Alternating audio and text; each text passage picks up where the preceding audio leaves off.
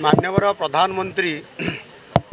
ओडिशा को सबुबले जो प्राथमिकता दियंती विकास क्षेत्र में एवं ओडिशार सेवा क्षेत्र में एवं सेथिपाई ए वर्ष पर्याप्त परिमाण रे प्रधानमंत्री आवास योजना रे घर जगै देइछंती। सेथिपाई माननीय प्रधानमंत्री को बहुत बहुत धन्यवाद। आज आमे महामहिम राज्यपाल को समस्त विधायक दलर नेतृवृंद सदस्य माने एवं आमर भारतीय जनता पार्टीर राज्य सदस्यवृंद आमे गवर्नर को देखा कलु एवं से गोटे मेमोरेंडम आमे देइछु। एथिरे गोटे कथा मु कहया पय चाहूची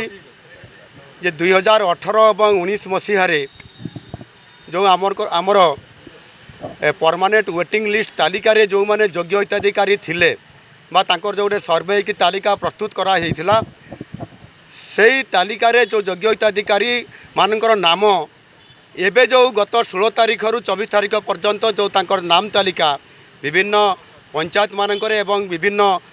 जिला स्तरीय सरकारी कार्यालय मानकर तांकर तालिका प्रकाश पाई से स्थान नाही एवं से दृष्टिकोण ये जो योग्य हिताधिकारी जो माने अछंती सेमानकर नाम को किभली भाव में स्वच्छता अवलंबन करी सरकार पुनर्बार आउ थे जो आगामी जनवरी 26 तारीख रे जो आमर ग्राम सभा हम से स्वतंत्र भाव में स्थान देवा कथा। ये हूँ गोटे कथा जदि सेमानकर स्थान से मिल पार ना ताले स्वतंत्र गोटे ग्राम सभा आ गोटे तारीख निर्धारित करने आम आज जो दाबीपत्र उल्लेख करूँ। एवं द्वितीय कथा हूँ एबे जो अभियोग पत्र आसब जो बहुत त्रुटिपूर्ण अच्छी बोलिक जहाँ आगु अभियोग सब आसूला विरोधी दल तरफ ये अभियोग पत्र गुड़िक एवं 16 तारीख रु 24 तारीख भितर जो मैंने अभियोग करने कथा अभियोग करें। ये जो अभियोग पत्र सब आसब सबू ताकू किए अभियोग कर एवं किए कार नाम को तालिका काटब ए गोटे निश्चित भाव बड़ समस्या अच्छी। जदि जड़े आउ जड़े भाईर काटापी चाहब तार भितर झगड़ा हो मारपिट भी हो से दृष्टिकोण ये दायित्व कहार राज्य सरकार ये दायित्व अच्छी। तेणु राज्य सरकार ताकू निजे जो अभियोग पत्र आसब ताकू से विचार करी क्या काटे जो मान जोटी स्वच्छता अवलंबन करा जाई नथिबो अनियमितता होती तो अनेक होती त्रुटि आकू करने आम ए दाबीपत्र आम ए उल्लेख करूँ। एणु